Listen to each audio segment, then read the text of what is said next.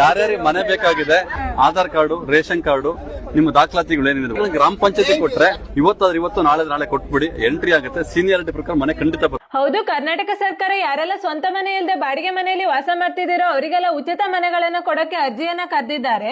ಈ ಯೋಜನೆಗೆ ಯಾರೆಲ್ಲ ಬಾಡಿಗೆ ಮನೆಯಲ್ಲಿ ವಾಸ ಮಾಡ್ತಿದ್ದೀರೋ ಅವರೆಲ್ಲ ಅಪ್ಲೈ ಮಾಡಬಹುದು. ಈ ಸ್ಕೀಮ್ಗೆ ಅಪ್ಲೈ ಮಾಡಕ್ಕೆ ಆಧಾರ್ ಕಾರ್ಡ್, ರೇಷನ್ ಕಾರ್ಡ್ ಹಾಗೆ ವೋಟರ್ ಐಡಿ ಕಂಪಲ್ಸರಿ ಇರಲೇಬೇಕಾಗತ್ತೆ.